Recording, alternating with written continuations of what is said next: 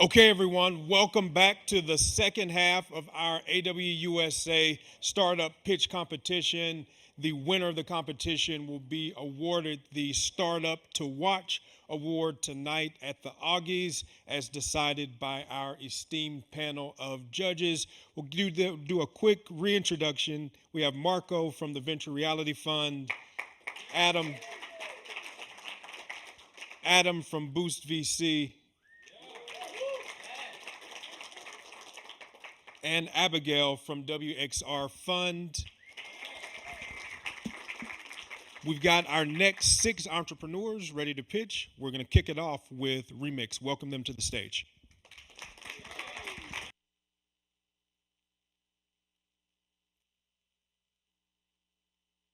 Hear me? Yep. Great. You know, there are very few problems that truly impact everyone.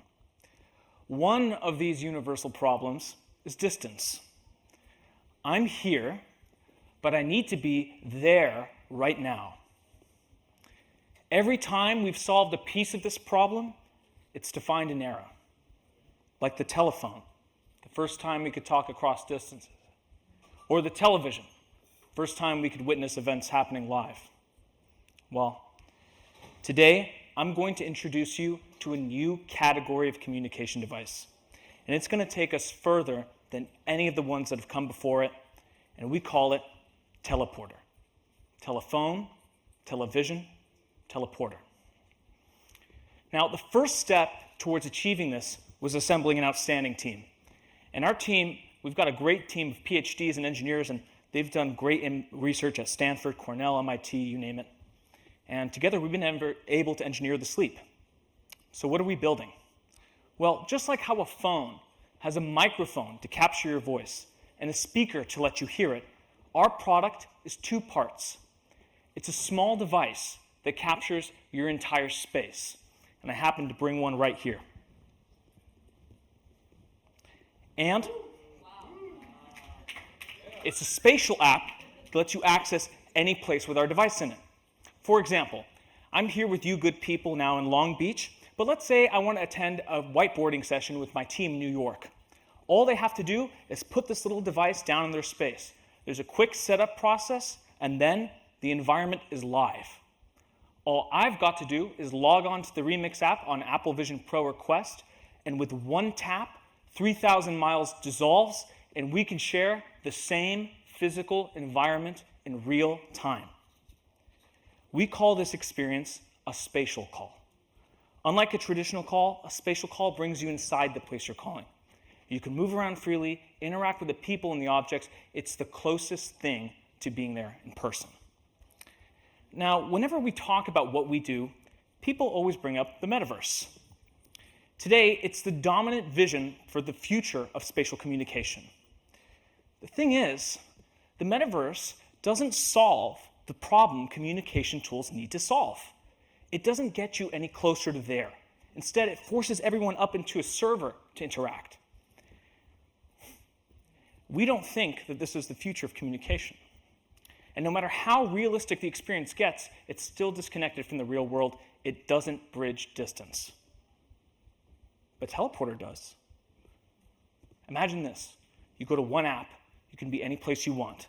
A design team could be iterating in the studio and directing the changes live on the factory floor.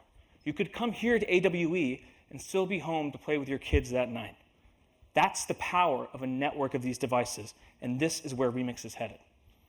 So what makes this all possible? Well, to do this, we needed to solve a problem that had never been solved.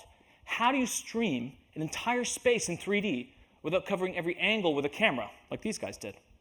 And the way that we did it is by innovating on a new approach in computer vision called novel view generation. It uses a neural network to infer the underlying structure of a 3D scene from just a few images.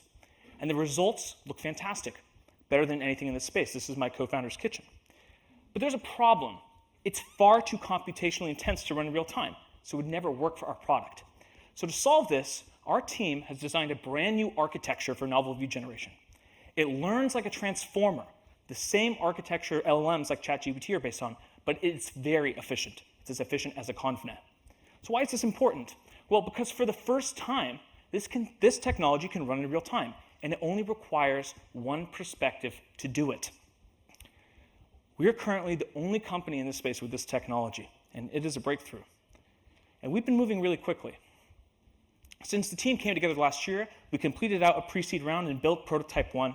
We debuted that at Snapdragon Stadium last year. And since then, we've been scaling our technology. We've run laps around the current state of the art with our new architecture. This is how we are going to disrupt the $5.7 trillion communication services market. But where are we going to begin? Well, just like how the telephone started out in businesses and it moved to consumers, we're going to begin in the enterprise market, starting with people who travel to do things because there's no viable alternative to any communication tool that exists today. We were at Techstars and we validated with a ton of these guys there. We call this profile a dynamic communicator. So that's Teleporter. It's a brand new category of communication tool, and there's so much more I'd like to share with you that I don't have time to, but that's it. Great. Now questions from our judges. Who'd like to begin? So interesting device, and by that it comes additional complications, supply chain, distribution, management, and everything else. And obviously the first gen tends to be the larger product and larger form factors and everything.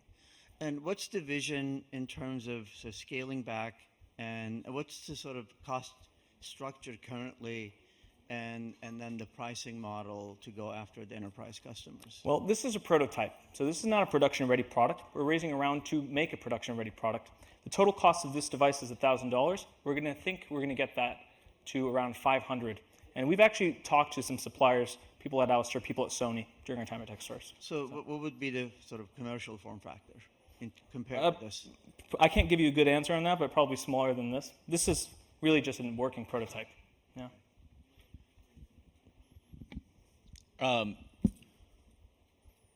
Pretty fucking cool. So start there. Second,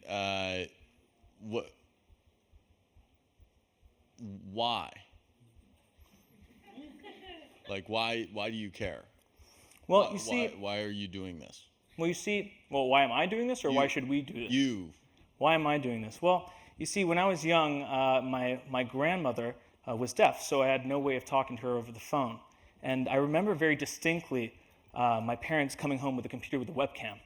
And the video call was the first time we were able to interact, and that was very meaningful for me. And since then, I've been kind of chasing that next leap in communication, because bringing people together is very important. So yeah, I mean, that's my personal motivation. We share that across our whole team. Our whole team is extremely passionate about this, for multiple reasons. Mainly about, that there's the technology side, which is super interesting, but there's the value that we can give to people, connecting humanity in a way that's never been possible. So we're super excited about the future of this technology and what it can do for people. Cool. It's really cool. I'm not exactly sure I understand how it's working. So, so you have that in the space in which the other person is going to travel into. But then there would not be you'd have to own another device, but you couldn't simultaneously be in both places, obviously, right? So you don't need a device to access it on the app. So anyone can go to the app and tap into any space. Yeah. All they need is an Apple Vision Pro to just go into the space. If I want to enter a space, just like kind of like how a phone, right? A phone has a microphone to capture your voice and a speaker on the other end to let you hear it. The analogy to the microphone is this device captures the space, transmits it on the other end on the app. You can receive it. You can go into it. Right. Mm-hmm. So alternatively, in a phone call, we're sort of actually both in the same space, but in this case, one of us is traveling to the other person's space, and I think I'm just trying to understand the lack of collaboration then if we were to have other people also joining in that space, but they're on their app. Like, what would that look like? So if you're in the space with this device, you could put on an Apple Vision Pro and see someone overlaid right there. So if you, does that make sense to you? Yes, but then I'm wondering about other people that also, how collaborative could this be? Which is it only really intended for this one-to-one me to that environment? No, you can have as many people as you'd like.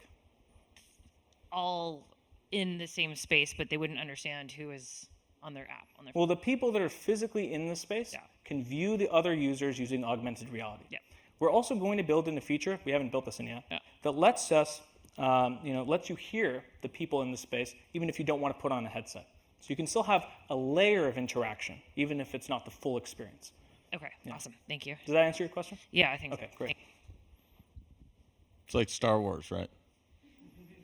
Sure. Like the projection thing.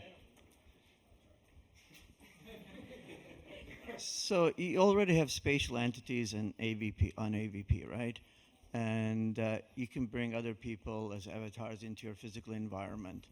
And I was trying to really, by the way, I do like the utility of the device. I'm trying to figure out commercially what's the most compelling use case. You're on a factory floor, you want to show Adam and Abby what you're doing, or it's a family environment, you're celebrating a birthday, others join you.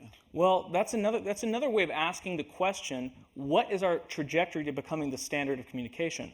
And we're going to start with the use cases that there is no alternative to today. Like, for example, in one of our cases that we validated with, there's a production and engineering team. They have to travel to the manufacturing facility to see things in action, right? There's no alternative. This is a 0 to 1 moment for them, like the video call was for me and my grandma, right? And so that 0 to 1 moment is where we start, and we eventually kind of cannibalize other things. Like if you think about like a whiteboarding session, you can do that on Zoom. It's not great on Zoom. This will be a much better experience, and we'll have built the market references from the other applications in the enterprise to actually expand into that. Eventually, we see this as the future for consumers in the consumer market as well. Does that answer your question? Great. What a great way to kick off our second half. Give him another round of applause. We'll give the team a quick second to transition here before having our next business. Just wait 1 second.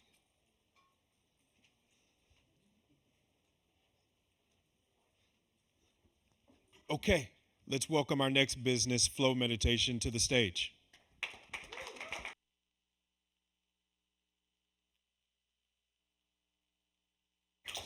Awesome. Extremely grateful to be here with all of you for this.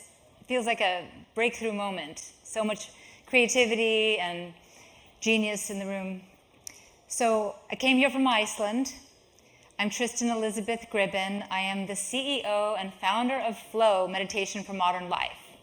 Our mission from the get-go was to provide immediate access to the profound and proven benefits of meditation via cutting-edge tools. And we've been doing that since 2016 with companies, and now we're being drawn into healthcare.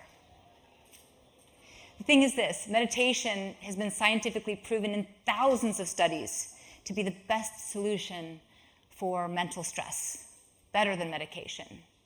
However, the vast majority of people will never try it because they think that meditation is difficult. It could take days, weeks, or months to achieve that aha moment with traditional apps or courses. But with Flow, we were able to get 90% of the staff at PwC in Iceland to meditate during audit season because we have cutting-edge tools, VR, web, mobile, and now coming to your TV screens. So imagine you're in a stressful situation. You're at work, or maybe you're in a hospital waiting room, or you're in a school counselor's office and you're feeling shitty. Well, you can put on a headset, and in seconds, your mind becomes more calm. You're surrounded in 360-degree nature imagery, pure nature, unadulterated. And you can breathe. You can choose from a variety of meditations if you want to focus, if you want to move your body, if you want to let go, actively release stress from your mind or if there's tension in your body. And you can get to that calm place where you can focus your mind on what's important. And you can restore your natural energy reserves. You can come back to yourself and to clarity of mind. Let's meditate together just for a few seconds. As we begin our focus meditation, notice the sounds of nature.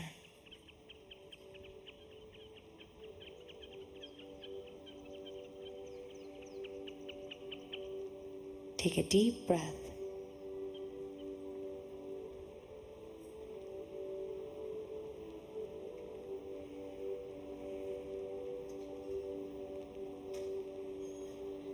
you can place your hands on your chest and take a full, deep breath. To help you focus, you can choose a quality you'd like to gain in this meditation.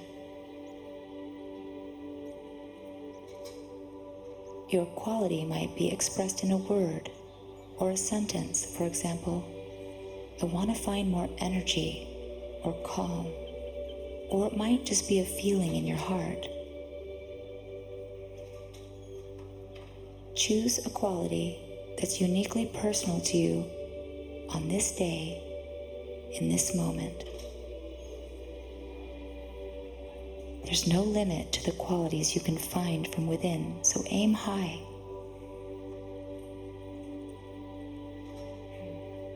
Whatever comes to you, trust it.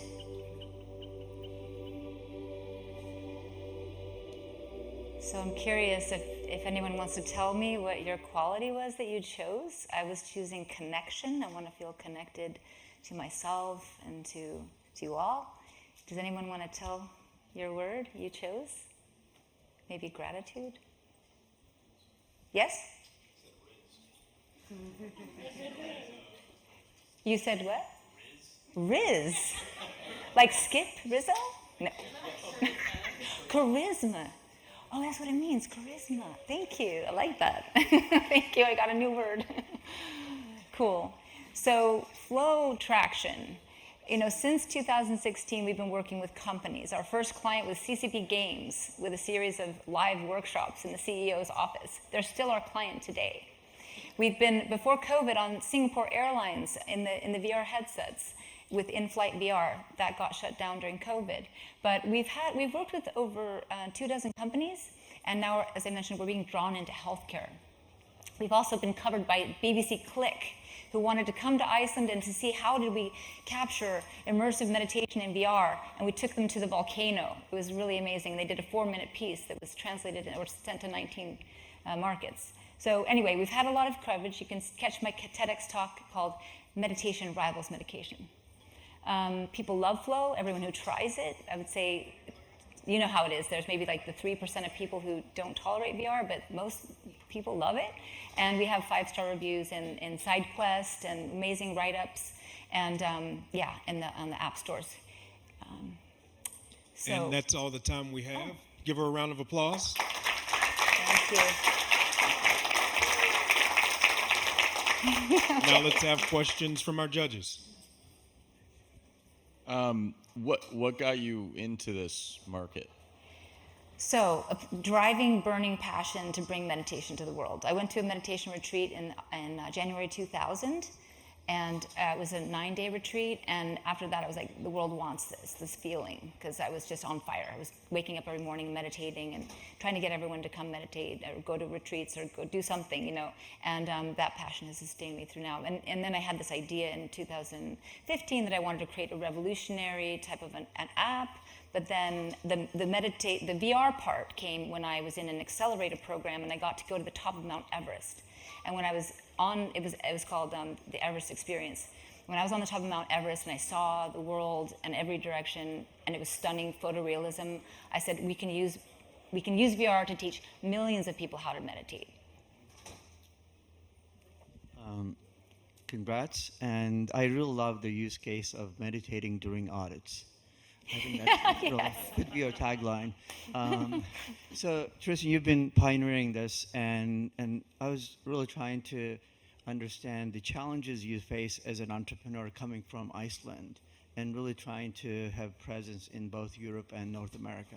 Thank you, Marco. So, yeah, I mean, flow is from Iceland, so we've had traction in the Nordics and in Iceland, and we have some European and a little bit. But when we come to California, we always receive such a warm welcome, and I feel like the American market, and I'm originally from America, so it's a market that we want to get into. But being in Iceland, it's this, like we were going to do a crowdfunding campaign with WeFunder. And they were based in Berlin for a period of time, and then WeFunder packed up and went back to San Francisco, and then we had a beautiful campaign. It's still up, by the way, wefunder.com/flow. So when we do the crowdfunding campaign, you can read all about flow, and you can make an investment. Yeah. Yep. quick question for you. So on the distribution, I think you mentioned it's VR, web, and mobile, but then you have TV coming soon. What is in? Thank you. Yeah, and trying to understand too. Just it's mostly B2B, but it is also B2C. Like It is. So, Abigail, the reason why TV has been in my very first pitch. When I first pitched Flow in 2016, the president of Bison was the front row, and I talked about TV, Flow for TV, because our content is appropriate for all the mediums. And now we have headsets in the Cancer and Blood Treatment Center department in Iceland, and they want Flow for the 600 TV screens for the patient rooms. And that's something that we want to create. And we want to have it not just on the hospital channel, but that the people could actually interact with the Flow app from their hospital bed. Okay, if that's it, give her another round of applause. Thank you.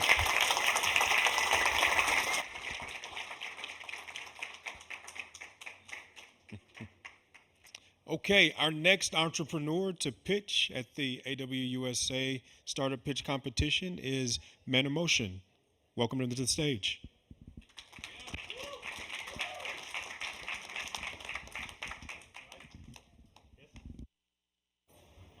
Hello? Yeah? Okay, great. Thanks for the meditation moment. I wasn't expecting it. Great. So hello, everyone. My name is Yeray Delgado. I'm CPO at ManoMotion. ManoMotion is a deep tech company founded in 2015. We are based in Stockholm, Sweden. We develop a software-based solution for hand interaction. Our mission is to democratize hand interaction in XR. So what problem are we trying to solve?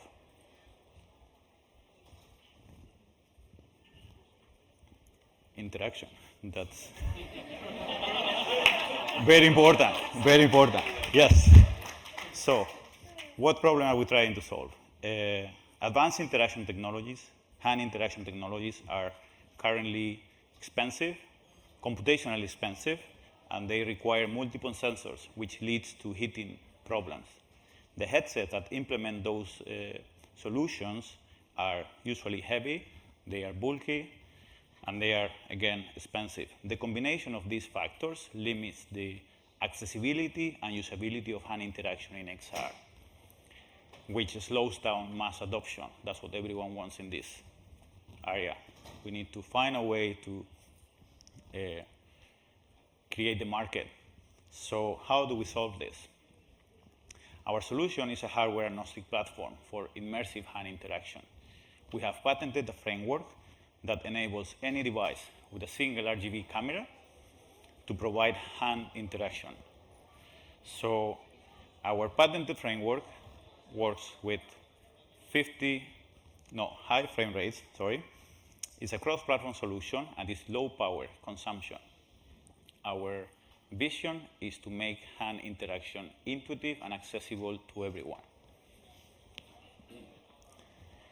In this short demonstration, we show how our technology works in different platforms. We can see the user wearing a Vario XR3 headset, and this is the full set of features that we provide in a single RGB camera. This is running on a smartphone and provides similar interactions as you could feel in using the Apple Vision Pro, for example. You can see how the user is capable to interact with the hands and experience the digital twins. Again, this runs on a smartphone. We have integrated our product in several headsets today. We have one of them in our booth, 713. And we have partnered with the major players in the ecosystem, such as NVIDIA and Intel. They help us to optimize our solution into their hardware. So today, we offer the most flexible and scalable solution in this market. We are the only solution which is capable to run on a smartphone with a single camera and provides a full set of features. Here we have a small demonstration of the experience you can get with our technology to the left and the technology that is being deployed in the Apple Vision Pro. Our technology is 100% customizable. Following the wearable market, it is expected that the smart glasses market will reach 400 million units in 10 years from now. We believe the smartphones are the stepping stone into the smart glasses market. By integrating our solution into smartphones and high-end headsets, we expect to gradually support smart glasses, reaching around $600 million in revenue by 2036. Our vision is again to make hand interaction accessible to everyone. Our plan is to support smartphones and then scale it into smart glasses. Our business model is a royalty-based licensing, and our go-to-market strategy is integrating our solution into smartphones, headsets, and smart glasses. We are a team of 15 people. Everyone is based in Stockholm. Most of them are experts in computer vision, machine learning, and artificial intelligence. And we have an experienced team of sales. So thank you very much for your time. Please join us to democratize hand interaction in XR. We are in booth 713. Thank you for that great pitch. Now we'll have questions from our judges. So I agree, solving this problem reduces friction, allows for VR to be more mass adopted. I always think about this type of business where it's like, how do you transition from an R&D project to a business? Because being the main way in which everyone interacts with your product online, like you could get acquired by one of the major headsets, right? But so my question is, how are you going to transition from R&D project to big business? So our plan is to demonstrate that we can reach the highest accuracy with the lowest footprint. It's important to make sure that the devices don't run out of battery after a short time of usage. That's why we have chosen the RGB cameras. So when you are doing XR experiences and you open the RGB camera, you shouldn't be having other cameras open to do the hand tracking part. So yeah, that's the added value. That's I would say. So agree with Adam in terms of hand tracking and how important it is in XR. Since you're providing augmentative solution, and a couple of challenges. One is that the platforms tend to subsume these add-on solutions. They tend to get better. Your comparison to AVP hand tracking versus yours, it'll get better and better, right? Yeah. So the business model will dictate that you have to be the de facto solution to really become successful, like Dolby. Dolby charges 2 cents per device, but millions and billions in devices, and Dolby is de facto standard. So the question to you is, whatever the per device pricing you have right now, it's not going to be sustainable because they'll push you down. So how do you become a de facto standard? So we plan to integrate into multiple headsets, but not only in headsets, it's also smartphones and smart glasses. And then from there, continue to support other products. It can be Alexa, it can be any other products that has a camera. I think our point is that you have to be super fast and also super cheap to be integrated. Yeah. We plan on that. We are talking about big volumes, and we are talking about reaching out. Our target is device manufacturers, just to reach exactly at that moment where we have high volumes, low price, but still our vision is to make hand tracking accessible for everyone. So that's the key message, I would say. So the use cases on the smartphones today, what are they predominantly? And I guess, how are they going to be sustainable? I think you said until 2030 you won't have integration with the Smart glasses. Yeah, maybe. Yeah. So what's the sort of hurdle to getting there, and what's the use case today on like the tablets? Yeah. So for us, what we are seeing today is like, okay, we have all these many headsets that it's kind of a must for everyone to experience XR. And that's a big stopping for all of us to experience AR and XR. So what we are saying is like, we all own a smartphone, and that should be the first device, XR device, that you should be trying to make sure that everyone today has access to this kind of experiences. So what are the use cases? We have virtual try-on, we have AR marketing, we have different type of experiences where having the hand interacting with virtual objects becomes relevant and immersive. It creates more engagement with the users. For example, one of the applications that could have hand tracking is McDonald's application, where now you buy this McDonald's, you get the toy, then you get an augmented digital twin, so you could just put your hand there and then it will come to your hand, so it creates more engagement. So there is several of these kind of use cases. So I can add a little bit more into that, is that you can, for example, start creating your AR experiences on your smartphone, and then you can, once you have a solid concept, you can deploy it into the glasses. So it kind of facilitates the prototyping for XR. Wow. A great integration with Happy Meals. Thank you.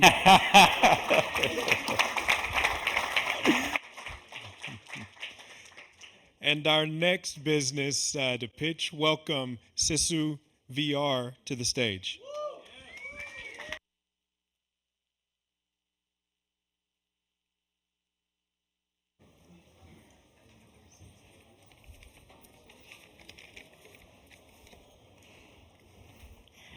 All right. Who here loves taking compliance training? Really? I need to talk to you after this pitch. Well, don't worry. I feel the same way. Most professionals think training is boring and a waste of time.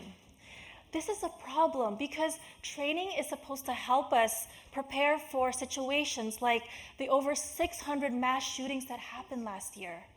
And it's also supposed to help us combat workplace misconduct, such as the severe harassment that happened to me, and have cost businesses $20 billion annually in lost productivity, lawsuits, and turnovers. My name is Jocelyn Tan, and I am the CEO and founder of Sisu VR. I'm here to save companies millions from boring training that everyone has to take but nobody likes. How? Well, imagine a world where you can experience a different perspective, such as a different gender, or interact with your voice with the characters in the simulation, and get real-time feedback on the dialogue that you choose to exercise. Sounds impossible? Well, it's not, because that's what we've built. HR and safety compliance training using virtual reality and AI. Our safety training is the only VR active shooter response training in North America, teaching users how to run, hide, and fight during a workplace shooting as taught by the FBI. You might be wondering, why aren't other companies doing this? Well, there are companies doing this, but although they are legally compliant and use virtual reality, they don't have the first-person perspectives, the AI-based conversation system, or the voice interaction features, which we provide and have patented. There's a tremendous need for our training because the US spends over $100 billion on compliance training, and we plan to capture $1 billion of California's spend.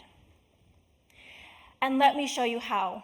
We are targeting medium to large-sized businesses using inbound marketing to generate sales using inside sales and partnerships to sell our trainings. At only a couple $100s per employee license and targeting approximately 1,000 employees per company, we plan to capture $300 in estimated annual revenue per company. And yes, this includes the hardware costs. Our paying client base include MyCom Credit Union, FanDuel, and they love this product. In fact, the safety and security manager at St. Charles Library say that as a former police sergeant of 15 years, I was very impressed with the product and customer service. I want to emphasize why my team is the right one to solve this problem because we collectively have over 50 years of industry experience.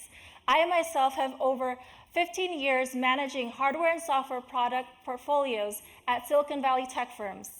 My CTO, Sean Rossi, has over 15 years leading the development of our products and also helping us achieve patents. Brett and Nelda have multiple decades of experience leading Fortune 500 company accounts at HP and Bank of America. Our board of advisors include Roxanne Marenberg, who is the ex-VP of Employment Law at Cisco and Marvell, alongside Captain Bill Fogarty, who is the captain of the San Mateo Police Department.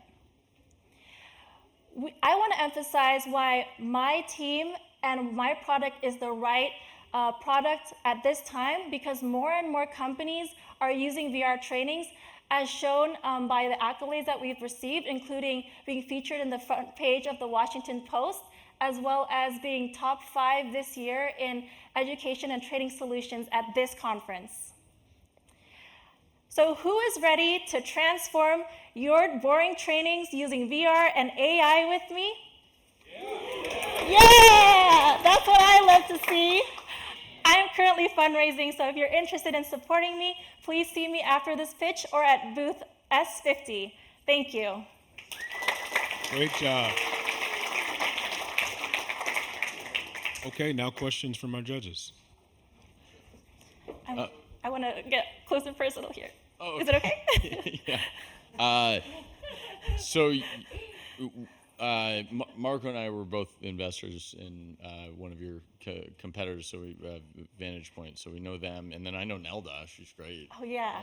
For her last project in VR, so fantastic.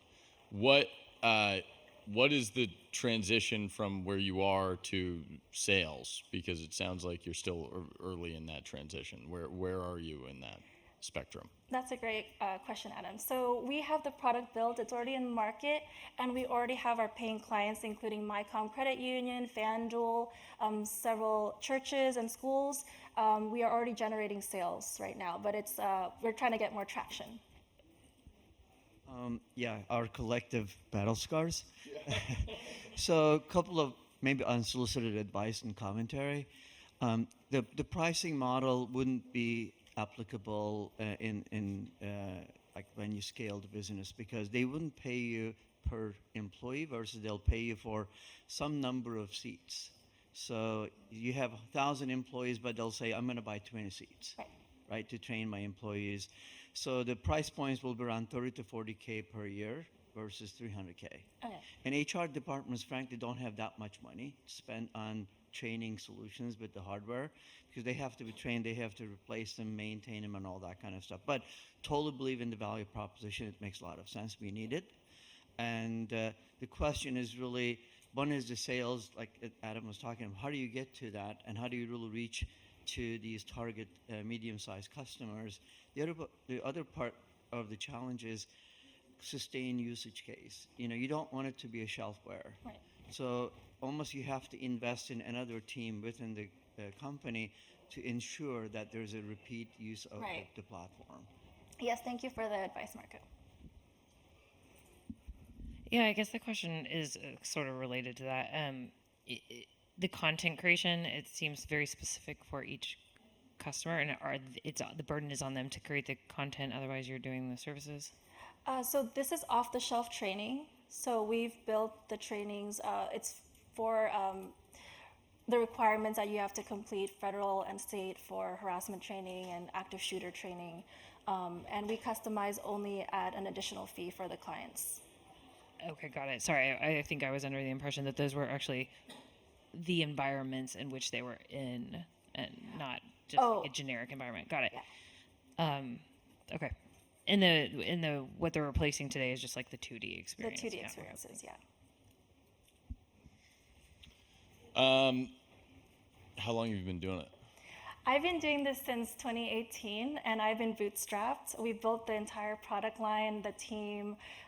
We got on the patents, we got awards, and it's been a really hard journey. And that's the reason why I would love, like, if there's anyone interested in supporting us, so that we can grow our team and grow our offerings. And what's your key learning in that time, so 2018 till today?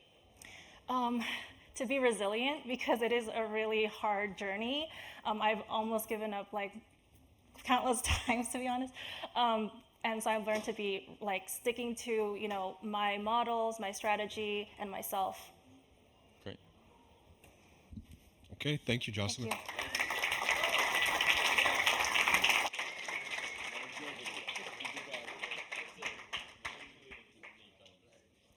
Okay, our next business to pitch is VoxelSensors. Welcome Voxel to the stage.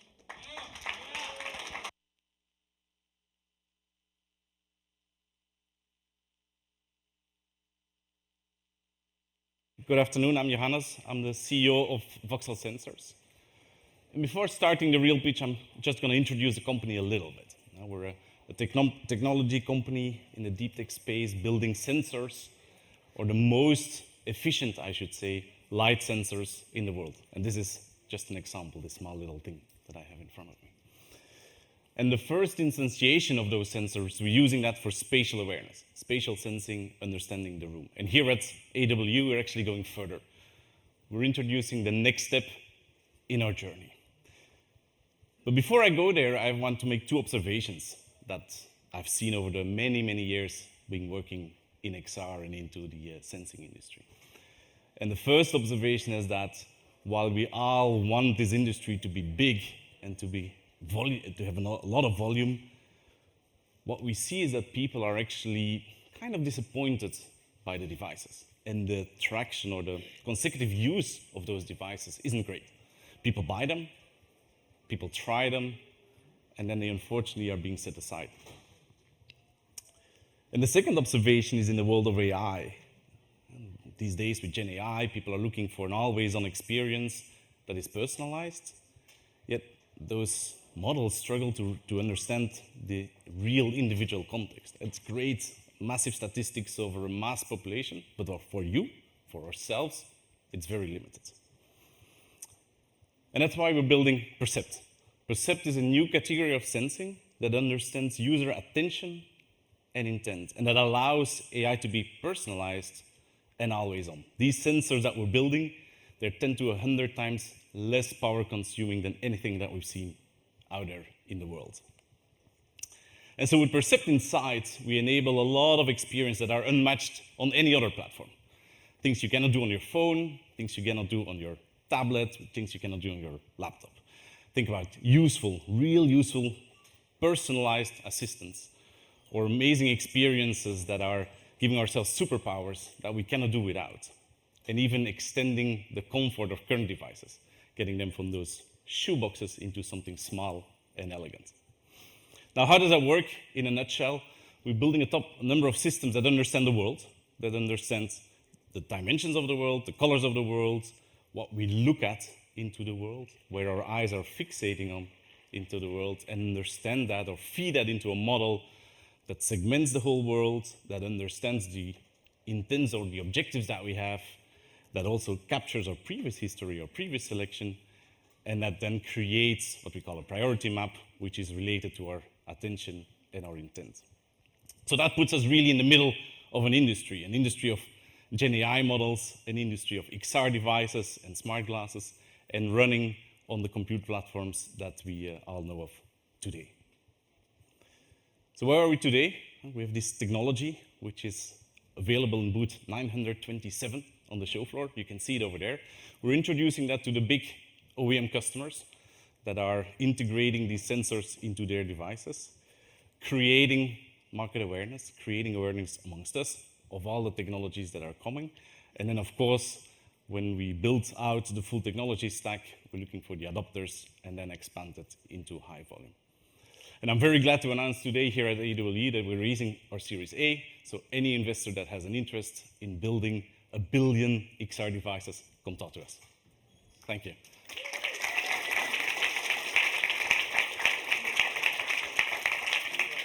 Great job. Question? How did you get into the business of sensors? Myself, in 2009, I'm schooled as a software engineer. And I thought, hey, it's easy to copy-paste software. That's not so complicated. But how do we create from sand things that process, transistors, things that understand and read the world? And so I joined then another sensing business, which was called Soft Kinetic, which we successfully grew into a sustainable company, and that then got acquired by Sony in 2015. Ventured out different directions, did an automotive stint here in California, but we always stayed in touch. And we said, hey, this whole inspiration we had back in the day, what happened, what went good and what went wrong, right? And we realized that the return on those investments is actually the cost of those devices, cost real estate, but also bill of material, and the performance that you were getting was not great, and that we needed to solve. Cool. I'm still unclear on the value proposition to the device manufacturers, because you talk about the AI aspect in terms of understanding the environment, understanding what you're doing, and intent and all that, which is a product by itself. And you're also creating sensors, Yes. sensing, and so what's the simple way to understand what the device manufacturers will get from the sensor, both hardware and software solution? And what's your timeline to make it commercially available? Okay, so the devices, let's see from which angle I take it. Why would they get your sensor? So the current experiences that we have on those devices are not more than what you can do on your phone or on your PC. So we need to go beyond that. We need to make devices that have capabilities that go beyond what's available today. So since we're judges, nothing personal, right? We're just challenging, and trying to understand and help. But those are generic descriptions, right? You're talking about making it better and so forth. But what is the sensor? Okay, so what the sensor provides you is what we call a saliency information, the objects in the physical world that catch our attention. And think about when you and I look at the clouds, right? We're gonna see different things. And that is very personal, what we look at. If you today put ChatGPT in front of an environment. But I don't put on my HMD to look at clouds, though, right? So Sorry? I don't put on my headset to look at clouds. So I'm trying to get you back to like, what is the tangible value prop to device manufacturers you're talking to? But it will, when you, let's think about the Ray-Ban Meta. Okay. It's a great piece of Awesome. Yep. technology. It takes a photo, Okay. and you have no way to frame it, right? It doesn't understand what is your interest in that photo. And I guarantee you that if you go outside and we both take a picture, we'll both highlight different things because we have a very personal interest. So you learn about me and my preferences, my What you're looking at, what you're fixating at, what triggers your attention into the world. Okay, thank you. Yes. I think Marco mostly asked what I was curious about, but so you're saying that it's new use cases is what we're missing. Yes. Okay, it's fully okay. You can disagree, but Well, no, I'm just really trying to like Marco sort of put it in context. I think a little bit more, and then my question then would be like, what is the biggest hurdle for you to get there in terms of the go-to-market was, the go-to-market motion was pretty thorough and long. That's great, but what do you think are the biggest hurdles as you go forward from here? well, there's technology hurdles. We've proven the technology, but we need to integrate the data part to make it a bit technical. It's very different from what we know. Our typical world is frame-based. If we take video capture, it's different snapshots of the world. Or information is sequential, so we give a lot of updates in the world, one at a time, but at super high rate. And so the whole compute infrastructure, the whole data part needs to be adapted to really take all the benefits of that. And then there's, of course, the adoption by customers. There's always a bit of a, how do you call that? Friction that you need to remove because you need to change things on your platform. But the change is needed to get to a high level of adoption and a high level of retention on those platforms. Thanks. So the cost efficient. Thanks.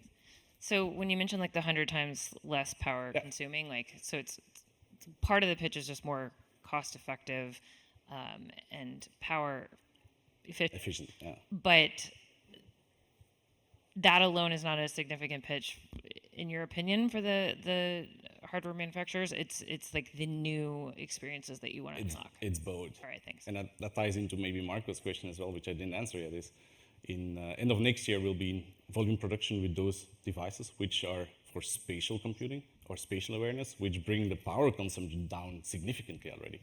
And we need to reduce the power dramatically to go from these devices to the light and elegant ones. But then we see that the retention, the use of those devices needs to increase. You want to have a lot of touch points with your user, a lot of uses for the device. And if it's just a screen in front of your eyes, the retention isn't great. We need to do things which are beyond the capacities or the capabilities of existing hardware. Thank you. Welcome.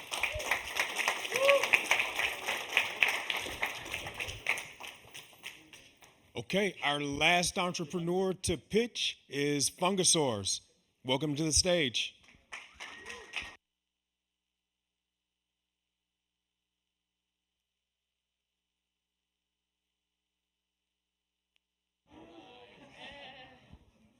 Worth waiting on. Great stuff.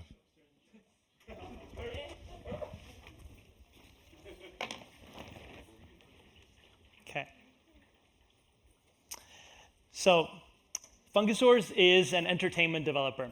We're a game developer, but we're tackling it on a little differently. The main thing that's wrong with games, and Marco hit on it, is the retention. Even with devices, it's how do you keep people going, and also how do you acquire new people, especially younger people. Like Magic Kids is dealing with this. Kids who long for games to connect with friends and play outdoors in nature. So we think that answer is low-cost collectible toys. I'm a sculptor, I work at Nickelodeon, I wanted to make my own IP and I wanted to make an impact, so I was like, how do I do this?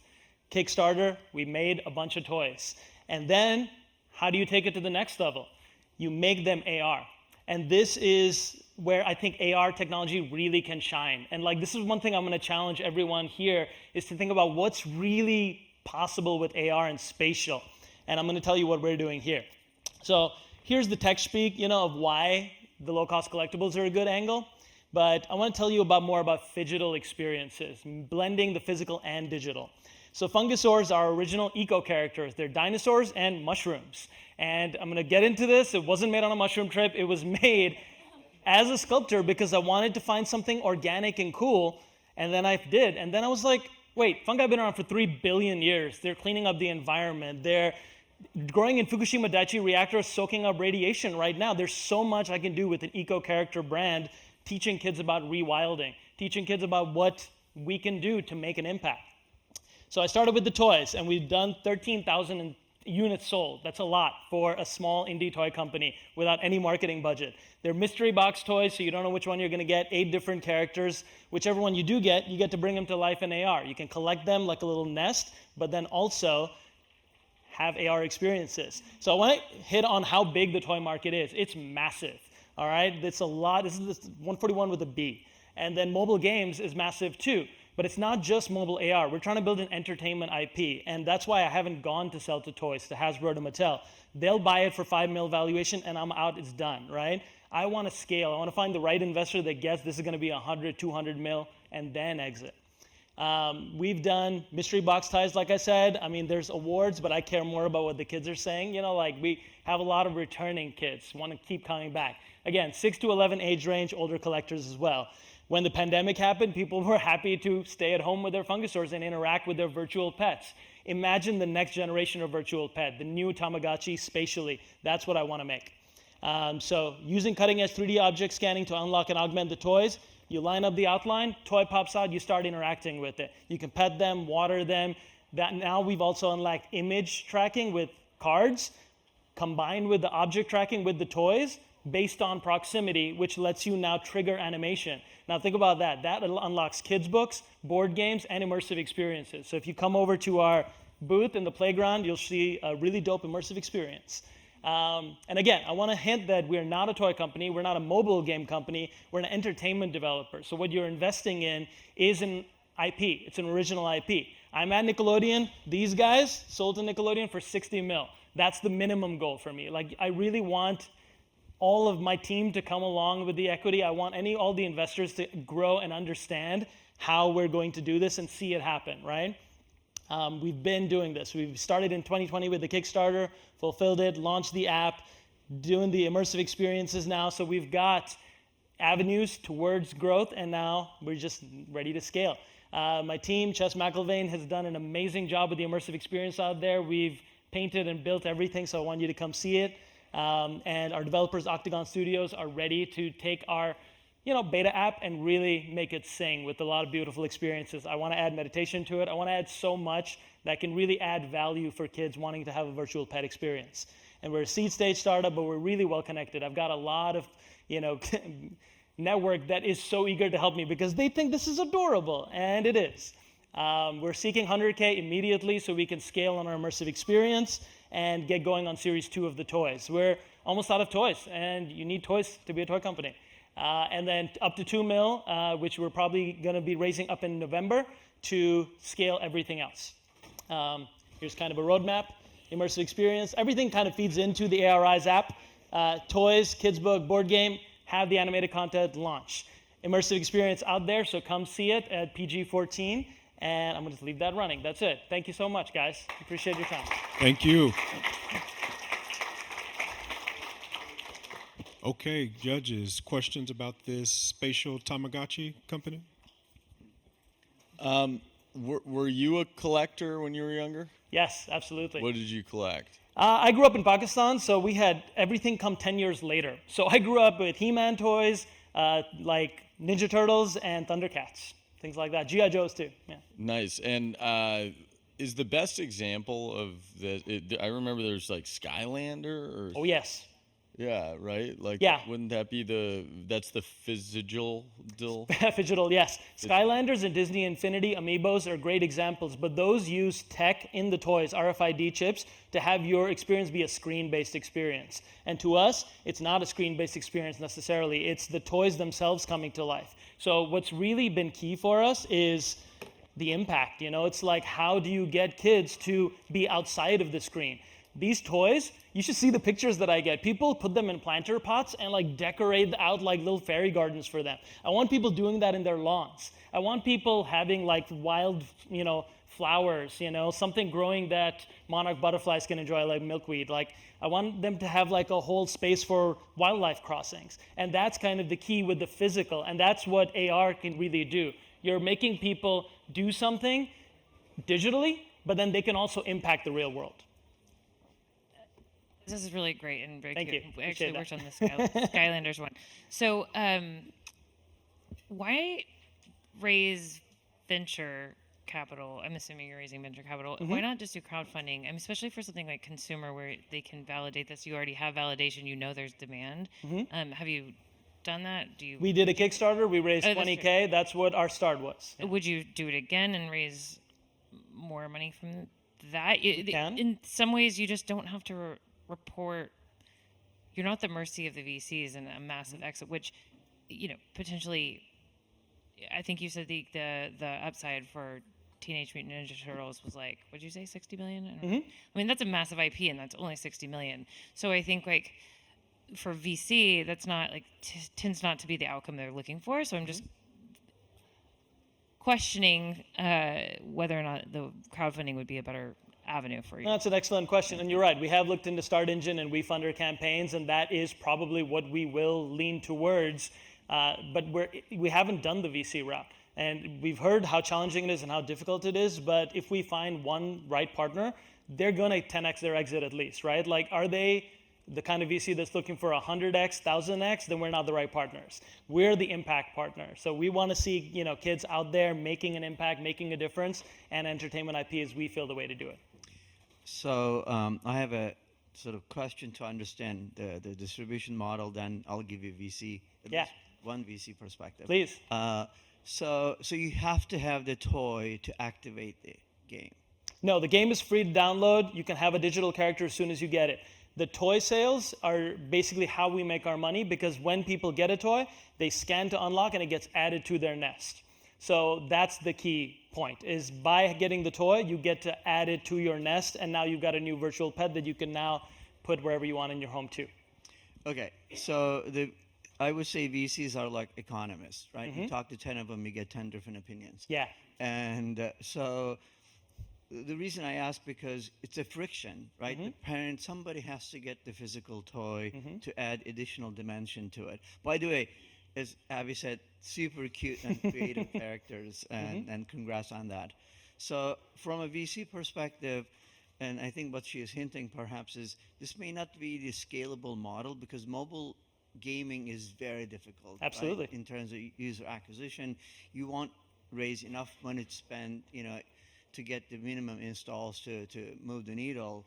So I think the handicap would be, growth based on physical toy distribution, getting the distribution channel going, and managing all that creates a lot of complication. In addition to being in the mobile game app ecosystem. You're absolutely right. And to that end, we've been selling the toys and we've been going through the agents and learning about that process. I don't recommend doing it. It's chaos. The toy world is just as crazy as mobile games. But that's why that's not what you're investing in. We're not a mobile game company, mobile AR only, and we're not a toy company. We're an entertainment developer that is doing all of the things. We're ready for these guys to be in AR glasses. We're ready for immersive experiences. We're ready to scale all of it. I apologize. Aiman, you're right. You're an entertainment company. I'm talking about the investment difficulty because most VCs invest in multiples, not necessarily impact. Yes. Doesn't mean impact isn't important, but there's specialized VCs on impact. Sure. So anyway, but love the characters and the whole vision. Thank you. I love the perspective.